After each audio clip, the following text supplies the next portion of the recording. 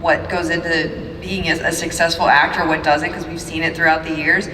I would not be where I am right now if I didn't get to put my own personality, my own sass, my own like stubbornness into Dr. Britt Baker DMD, because I am a heel in real life a little bit. So if I had to go out there and fake it wouldn't work. This is the best version of what you're seeing on TV. And you've got the gold to prove it. Right. So actually, that's a good question. I actually want to bring to Leva, because you came in under the guise of a specific gimmick. How much freedom did you have with that when you started AEW, or were they, you have to do this, you have to carry these books? Well, at first I kind of trapped it in my own head. Well, I have to be a certain way, I have to do this. This is how a librarian is. And then as time passed and I grew and got comfortable with the character, I got comfortable with Peter, we kind of ended up melding and starting to become a little bit more and kind of growing within the character itself.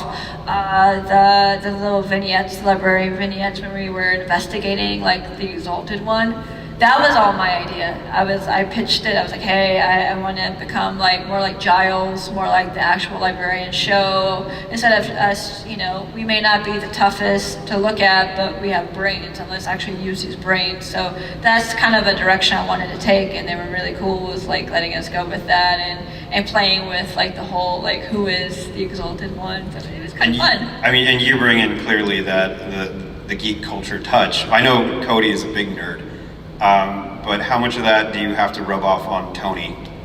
Oh no, Tony, this was all Tony's idea, the librarian. He wanted, when it was pitched for the librarian, he wanted a kind of like a genius type character. So we kind of played around with that and then became our own.